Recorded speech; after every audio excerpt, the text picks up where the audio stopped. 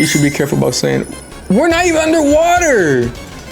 It's fucking glitch. Yo, am I about to die? Yo? I want to see him die. Let's see him die in this screen. This game is so Oh, yeah. That's what I'm talking about.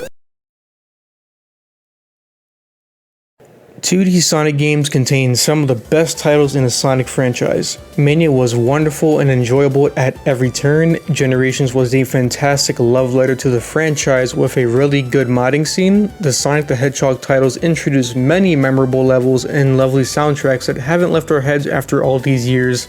The Advanced series, in my opinion at least, had some of the best content and variety in 2D Sonic, being well paced, playable characters, and good level design, and much more could be said about the 2D series overall. I'd love to talk about it in detail at some point, but that's not what this video today is about. We're not here to gush about Sonic Rush and the boost formula's translation to 2D. We're not here to talk about the peak level design, soundtrack, and gameplay of Mania. We are here today to talk about the most recent 2D Sonic title that came out last month. Let's talk about Sonic Superstars. Sonic Superstars came out October 17th this year, and with Naoto Oshima coming back for the first time since Sonic Adventure 1, developed by his own development team Arzest, composers such as T-Lopes from Sonic Mania, Rintaro Soma from the Sonic Frontier soundtrack, and the Yakuza / Like a Dragon franchises Hidenori Shoji. There was a lot of promise gleaming from this one. An original story, Fang the Sniper's comeback, classic style gameplay, the classic character designs, all new stages and zones, new faces and enemies, and not to mention a series first 4-player co-op.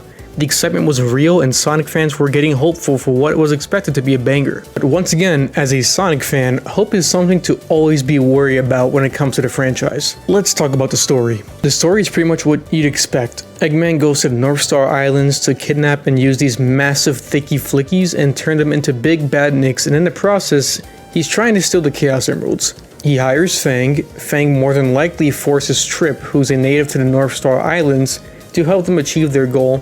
Sonic and the gang hear about Eggman's new plot and make their way to the islands to foil his plans. From there, it's the usual. Sonic and friends chase Eggman and Fang throughout the zones. Little story things happen between the levels, and there are character-driven levels that can be only done with the corresponding characters. So Sonic for the Sonic levels and acts, Tails for his own levels and acts, etc. I'm going to avoid spoilers for those who are interested in playing it, but what I will say is that there are 2 story selections that lead into a last story, similar to the Sonic 06. I think the story in this game is fine. Classic Sonic doesn't really need a convoluted story, and if you paid attention during the Superstars short with Trip and Fang, you'll know some additional context for the game. And as long as you pay attention when you're playing the game itself to the story, you'll most likely know what's going on for the most part. It's a tame and straightforward story until you get to the last story. At that point, it's a little confusing, but you know, stuff happens. Now, onto the gameplay. Let's get this out of the way right off the bat. I'm not sure if this game was made for 4-player co-op, but hot damn is it wild with more than 2 players on the screen at once. It's not made clear who has control over the camera, and that's like maybe half the problem when it comes to co-op. It'll whip back and forth between players, so someone who's standing in the corner would somehow get priority, then someone who's beaming through the level without regard for collectibles, with everyone yelling, "Wait, no, come back, where are you going?"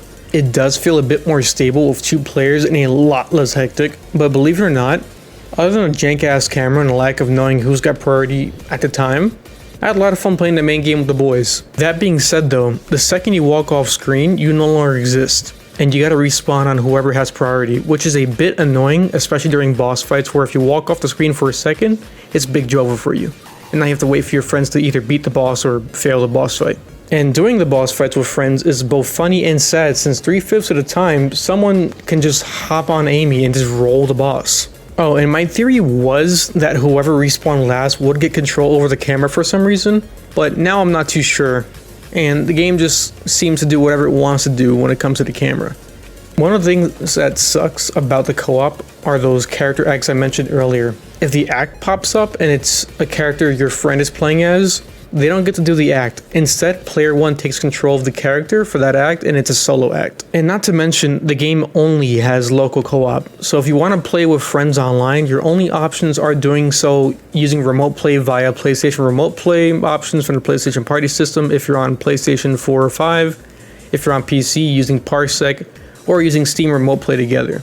Kinda sucks since the game has online play and crossplay via Epic, but only for battle mode. Oh, and the game pushes you to collect Chaos Emeralds, since in Superstars, the Chaos Emeralds grant these new abilities. You get 8 abilities in total, and they're all decently useful. Like, Avatar is great for hitting bosses or just clearing the screen of a bunch of enemies. Bullet is great for zipping around areas decently fast. Vine is for vertical movement if you don't have tails on you, and more. The Water Emerald power even makes it easier to fight the Lagoon City Zone Act 2 boss, since you could just swim up and bonk it. Honestly, most of them are really useful against the bosses, and if used right, can speed up the fight. Well, until you have to wait for the boss's attack cycle to complete so you can hit them again. And on the topic of bosses, the boss battles in this game are, in my opinion, underwhelming. Most of them are very time consuming, spongy, and pretty boring. Pinball Carnival Act 1's boss sucked. The Lagoon City bosses were kinda eh. The Press Factory Act 1 boss was mid. Both bosses in Golden Capital were lame as hell, with the second one being criminally garbage. And then passing that trash baton to Cyber Station right after for some godforsaken reason. Then the final boss fight takes a while. I guess to be fair, it's a multi-stage fight, but damn, can a single misstep throw you all the way back to the beginning of the fight? Which is super annoying after a few tries. It's pretty easy to die or avoid out in this fight too, so it'll be a few tries most likely before you get it. Just get me salty when I throw the fight at the very end by hitting the wrong button, or not expecting the mechanic to pull up and destroy the floor. And since they're spongy, it's gonna be a bit to get back to the spot you were just at. It's just a slog for a fast-paced platformer like Sonic. Hell, the boss for Press Factory Act 2 was literally a waiting game. You can sit on top of this block and wait for the mech to slowly stamp its hammer close to you before you can land a hit, unless you're cheesing as a character that can double jump. And I'm considering giving a pass to Sky Temple, and it just takes a while in that one. Climbing the rocks, hitting Eggman, skydiving multiple times because it takes 6 hits to defeat the main bosses, it's just a waiting game. Same with Sand Sanctuary. It's not the worst fight, but man, is it boring to wait out their cycle before the next vulnerability phase. Frozen Base Act 2's boss, and the entire act as a matter of fact, was a full-blown reference to Sega's Fantasy Zone, so I'm gonna let that one off as well. It's a cool callback, and I think it's pretty funny that this is the second Sonic game in a row to have a funny little bullet hell type segment in it as part of the main story. Now, you know what would have made the boss fights a bit more bearable? A better boss fight soundtrack. The mini-boss soundtrack?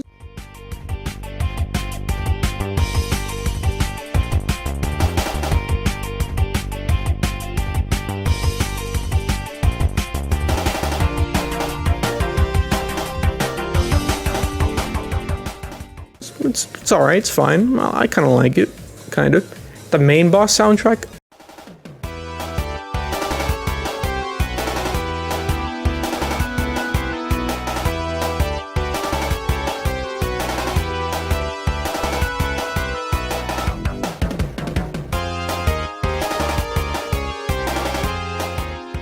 Lame as all hell. Fang's theme?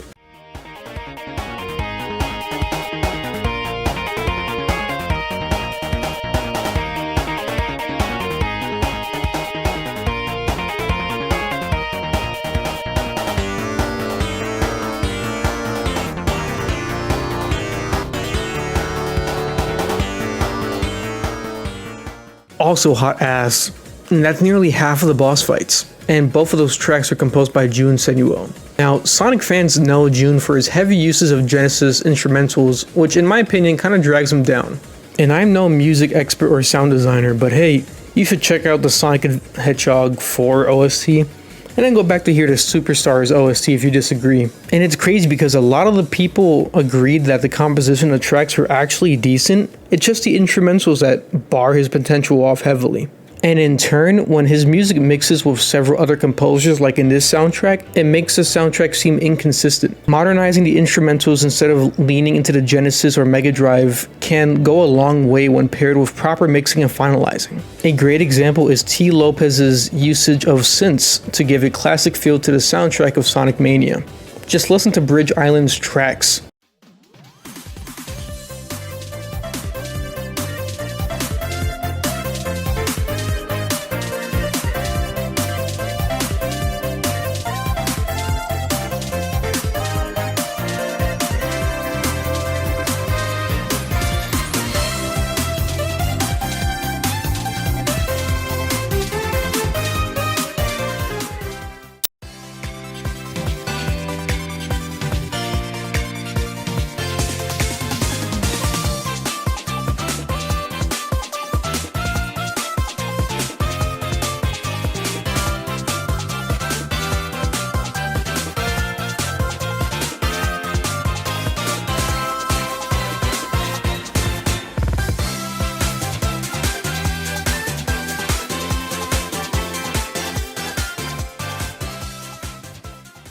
Both main acts are composed by June and T together, and the tracks sound fantastic. Undoubtedly, T. Lopez's tracks are all brimming with life and a wonderful classic Sonic feel that he does such a great job portraying with his music. Whereas with June, you can feel it's getting there, but it doesn't quite hit the stride, getting lost in time. A good example of this is in Press Factory's Acts 1 and 2.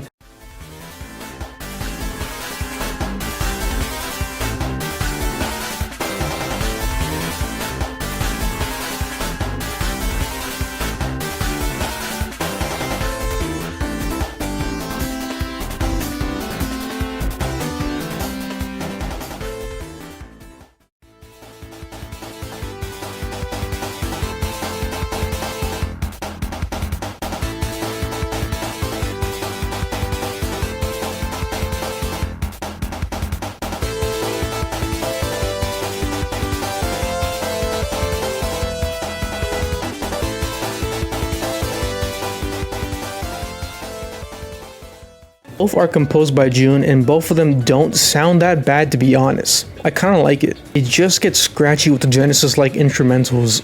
It could have done so much better if you just let go of the rope. Break off the chains of the Genesis soundtrack replication, please. And I don't mean to hate on the usage of the Genesis instrumentals, but I feel like he can do so much more. Well, that, and I feel like Genesis had more variety than what he chooses to use, but I don't exactly play a lot of Genesis games anymore to recall how expansive the sound on it was. And it's funny because playing through Golden Capital Zone Act 1 had me nostalgic over Sky Sanctuary due to the medley used.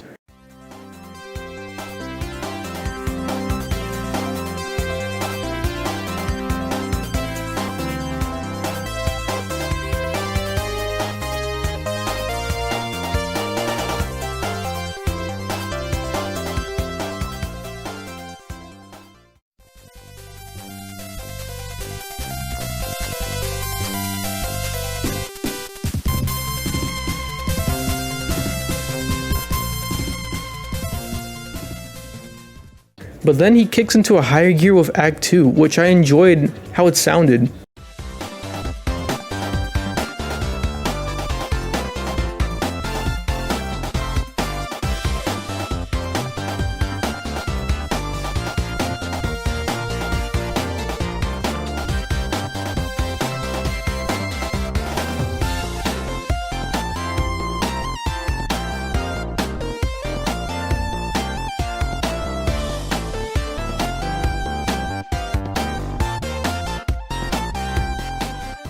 But enough about that. The rest of the soundtrack, aside from the lackluster world map theme, was really good. The other composers did such a great job bringing it all in. From Rentaro Soma's excellent callbacks to Hydro City and Lagoon City Zone's Act 1's track,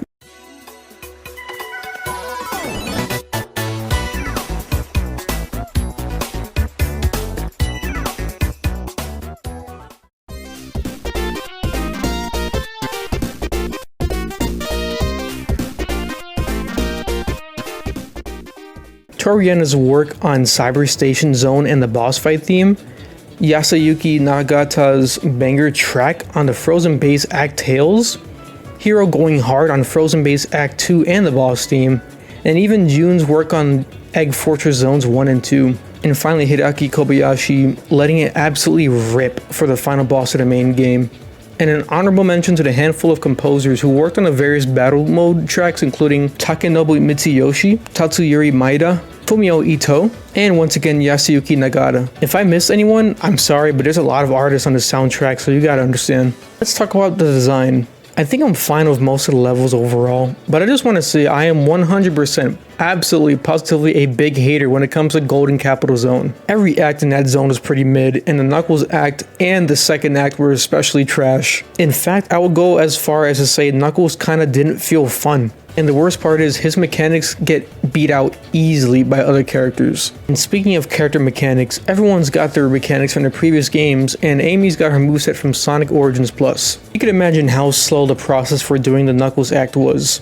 It was just running for a bit, gliding, and then slowly climbing up through the level. Still, at least he has a better glide mechanic than in Sonic Frontiers. As I've already complained about, the design choice for Golden Capital Zone Act 2, the boss fight that followed, and the boss fight for Cyber Station Zone, They all simply took too long, and the whole golden capital portion just pulls you out of the normal gameplay to decide with the gimmick they chose to cling to, which was being on a stupid platform and moving around the whole time. Now, I liked most of the levels, especially Bridge Island, Sand Sanctuary, Pinball Carnival Act 2 specifically, and Press Factory. Pinball Carnival Act 1 was alright, but I like the idea of the Act 2 more because it was Eggman controlled with the background slowly exploding and the little ghosty guys floating about. Cyber Station was fun to go through and see the cool voxel forms for the characters, and I definitely didn't spend 3 minutes on the rat wire puzzle thing. As for Frozen Base Act 2, it was pretty cool in my opinion, and I haven't touched Fantasy Zone for like 15 years now, so it kind of threw me back pretty hard. Not to mention the composer for that level and the boss fight also composed of Fantasy Zone. Overall, I like the designs for most of the levels, and I love the art style used for the game. I even enjoyed the special stages you do to get the Chaos Emeralds. What does exhaust me though is the bonus stages that return from Sonic 1. That thing is nauseating after a while, and I know the boys got tired of doing them fast. Now, what else I noticed was some really bad audio design in some areas. There was a time I was doing a bonus stage and the audio kept progressively getting louder and louder every time I hit something. Why it sound like that? There was another time when I was doing co-op in Pinball Carnival and multiple people hit the bumpers and it got real loud. And when we got to Golden Capital Act 2, the floating platform you ride halfway through the level is super loud and annoying. Ain't shit hurting me right now. There are also those weird rail thingies in the Sand Sanctuary that if you rode them with multiple people, it just got super loud as well. Well, I'm gone. I'm glad you learned your lesson though, boss. Yeah. There was this one time I went to the shop, got out of the shop, and somehow ended in the final area of the game and promptly glitched myself through the map and fell endlessly. Press triangle. Wait, triangle for what? Customize. Customize. Oh, my bad. Wait, Egg Fortress. The what? Wait. Oh! What? But that's more so of a funny glitch. Not that I really cared about it. Oh, and a few people also pointed out the bonus stage ring sound is literally just a regular ring sound for some reason, which is most likely an oversight. That's also kind of funny, but I don't really care about that either. And in early levels, there's a lot of segments that have you go from the foreground to the background and back after a bit. But so much can go wrong when you go to the background. Like, you can easily void out if you don't get back to the foreground and keep running through the background. Oh, and speaking of funky designs, the battle mode is pretty mid. It sort of has this half-assed party game feel to it. It's 8 players online, 4 players local, with the option for CPU-controlled enemies. It's got 4 game modes: Race, Zap Scrap, Star Snatcher, and Survival, with Zap Scrap being PvP and Star Snatcher being a collectathon. Basically, you play this game using your Metal Fighter, a mechanical character that's customizable using the medals you earn from finding them in the zones or playing the battle mode. And as you can imagine, with the reception of Sonic Superstars, the battle mode is already dead. You'd be lucky to find more than 2 other players playing online. But to be fair, it's also a super basic mode and would get boring pretty fast. Not to mention, you can't even set up a proper custom lobby and choose which game mode you want to play in. And once the match is completed, the lobby gets closed out for some reason. It's super whack if you care about doing custom games with friends or possibly viewers.